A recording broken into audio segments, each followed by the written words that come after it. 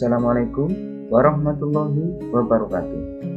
Dalam jumpa kembali dengan saya Ahmad Rifai. Kali ini kita akan belajar mata pelajaran Pendidikan Pancasila dan Kewarganegaraan untuk siswa kelas 8 SMP pada bab yang kedua, yaitu bentuk dan kedaulatan negara. Subpokok bahasan yang akan kita pelajari kali ini adalah Indonesia sebagai negara hukum. Kalian pernah pergi ke hutan? Minimal kalian pasti tahu apa itu hutan, iya kan? Apa yang terjadi dengan kehidupan di hutan? Ya, binatang yang kuat yang berkuasa. Binatang yang kuat bebas memangsa binatang manapun yang menjadi target buruannya. Inilah yang biasa disebut dengan istilah hukum rimba. Nah, dalam kehidupan bermasyarakat, terlebih bernegara, tentu saja tidak boleh terjadi hukum rimba. Derajat manusia jauh lebih mulia daripada binatang.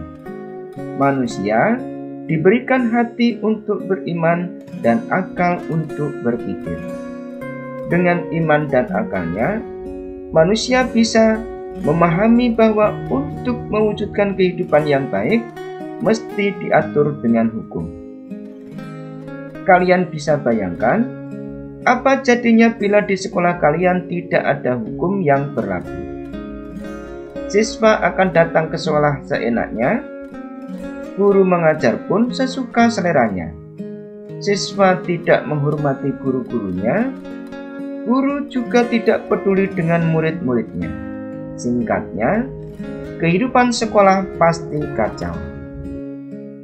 Nah, jika dalam lingkup sekolah saja perlu keberadaan dan penegakan hukum, terlebih lagi dalam kehidupan bernegara, maka mengatur kehidupan bernegara dengan hukum adalah sebuah kebutuhan dan keniscayaan. Dengan keberadaan dan penegakan hukum, maka kehidupan bernegara akan berjalan baik. Indonesia merupakan negara hukum. Ini jelas dinyatakan dalam perubahan keempat pasal 1 ayat 3 Undang-Undang Dasar Negara Republik Indonesia tahun 1945. Negara Indonesia adalah negara hukum.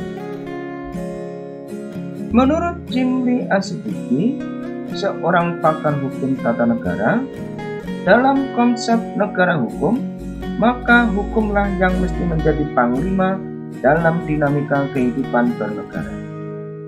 Kenegaraan bukan politik ataupun ekonomi.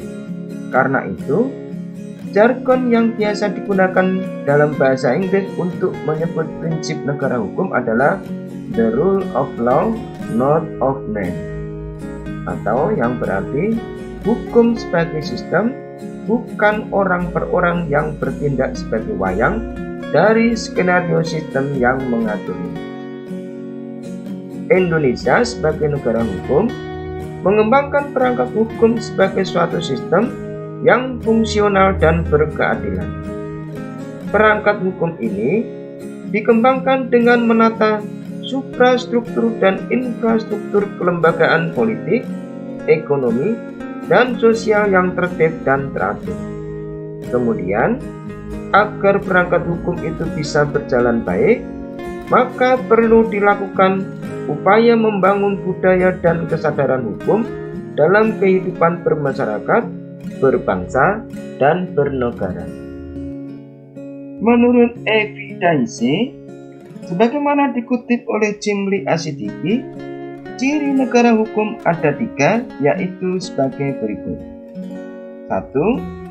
supremacy of law atau supremasi hukum, yaitu semua permasalahan yang terjadi dalam kehidupan bernegara diselesaikan dengan hukum. 2. Equality before the law atau persamaan dalam hukum, yaitu setiap warga negara sama kedudukannya di dalam hukum. Tidak ada perbedaan penerapan hukum antara pejabat dengan rakyat. 3. Due process of law atau asas legalitas hukum, yaitu semua kebijakan dan tindakan pemerintah harus didasarkan pada peraturan perundang-undangan yang sah dan tertulis. Sementara Jim D. Asidiki menambahkan, dalam konteks Indonesia sebagai negara hukum yang berdasarkan Pancasila, maka tidak bisa dilepaskan dari sila ketuhanan yang Maha Esa yang merupakan sila pertama dan utama dalam Pancasila. Negara hukum Indonesia itu menjunjung tinggi nilai-nilai kemahaesaan dan kemahakuasaan Tuhan. Artinya, diakuinya prinsip supremasi hukum tidak mengabaikan keyakinan mengenai kemahakuasaan Tuhan yang Maha Esa yang diyakini sebagai sila pertama dan utama dalam Pancasila. Dari penjelasan di atas, kita semakin memahami betapa pentingnya sebuah negara dibangun dan dijalankan berdasarkan hukum. Nah, pengalaman Indonesia sebagai negara hukum ini bisa dimulai dari lingkungan sekolah dan masyarakat.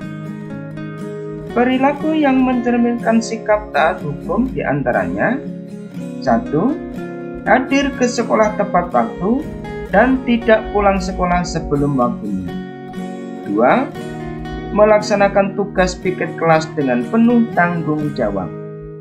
3. Mengerjakan tugas pembelajaran yang diberikan guru dan mengumpulkannya tepat waktu.